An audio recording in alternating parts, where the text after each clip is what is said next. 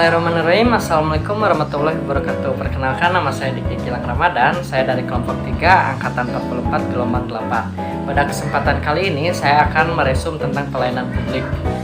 Menurut Undang-Undang Nomor 25 Tahun 2009 tentang pelayanan publik adalah kegiatan atau rangkaian kegiatan dalam rangka pemenuhan kebutuhan pelayanan sesuai dengan peraturan perundang-undangan bagi setiap warga negara dan penduduk atas barang, jasa, ataupun pelayanan administratif yang disediakan oleh penyelenggara pelayanan publik.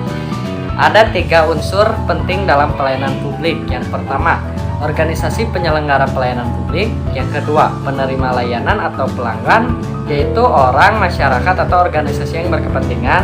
Yang ketiga, ada kepuasan yang diberikan atau diterima oleh penerima layanan, misalnya pelanggan.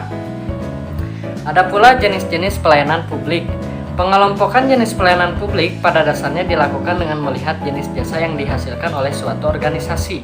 Jasa adalah setiap tindakan ataupun perbuatan yang dapat ditawarkan oleh suatu pihak kepada pihak lain yang pada dasarnya bersifat tidak berwujud fisik dan tidak menghasilkan kepemilikan sesuatu. Produksi jasa dapat berhubungan dengan produk fisik maupun tidak. Barang atau jasa publik adalah barang atau jasa yang memiliki rivalitas dan eksklusivitas yang rendah. Barang atau jasa publik yang murni yang memiliki ciri tidak dapat diproduksi oleh sektor swasta karena adanya free rider problem, non-rivalry, dan non-excludable, serta cara mengkonsumsinya dapat dilakukan secara kolektif atau bersama-sama. Adapun jenis-jenis pelayanan umum. Yang pertama, dilihat dari pangsa pasarnya, dibedakan antara jasa kepada konsumen akhir ataupun jasa kepada konsumen organisasional. Yang kedua, dilihat dari tingkat keberwujudannya, dibedakan antara jasa barang sewaan, jasa barang milik konsumen, ataupun jasa yang bukan barang.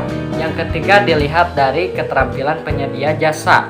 Dibedakan menjadi 2, ada pelayanan profesional dan ada pelayanan non-profesional. Dan yang terakhir, dilihat dari tujuan organisasinya, dibedakan antara pelayanan komersial dan pelayanan nirlaba. Ada pula klasifikasi pelayanan publik, yaitu ada pelayanan administratif, pelayanan barang, pelayanan jasa, maupun pelayanan regulatif. Perkembangan paradigma pelayanan yaitu dari Old Public Administration atau dulunya negara yang dapat menghandle seluruh persoalan masyarakat, namun pada akhirnya muncul New Public Management, di mana memunculkan peran swasta dalam mengatasi persoalan masyarakat, namun jasa layanan berorientasi pada keuntungan, misalnya biaya yang ditanggung oleh masyarakat untuk membayar pelayanan.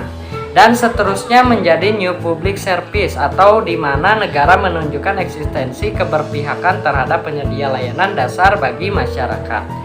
Ada pula prinsip-prinsip pelayanan publik, misalnya yaitu ada kesederhanaan, kejelasan, kepastian waktu, akurasi, keamanan, tanggung jawab, kelengkapan sarana dan prasarana, kemudahan akses, kedisiplinan, kesopanan dan keramahan, serta kenyamanan. Ada pula di sini antara etika dan etiket ya. Etika menurut bahasa Yunani artinya etos ataupun watak kesusilaan atau adat kebiasaan, yaitu adat kebiasaan atau cara hidup seseorang dalam melakukan perbuatan yang baik atau kesusilaan dan menghindari hal-hal tindakan yang buruk. Berbeda dengan etika, etika berasal dari bahasa Prancis atau etiquette, yang berarti aturan, sopan santun, dan tata cara pergaulan yang baik antar sesama manusia. Etiket maksudnya misalnya menyangkut cara suatu perbuatan harus dilakukan manusia, hanya berlaku pada pergaulan. Bila tidak ada saksi mata, maka etiket tidak berlaku. Yang ketiga, bersifat relatif, artinya yang dianggap tidak sopan dalam suatu kebudayaan bisa saja dianggap sopan dalam kebudayaan lain. Yang terakhir, hanya memandang manusia dari segi lahirnya saja. Mungkin itu saja yang bisa saya sampaikan. Mohon maaf apabila banyak kekurangannya. Terima kasih atas perhatiannya. Wabillahi taufiq wal hidayah. Wassalamualaikum warahmatullahi wabarakatuh.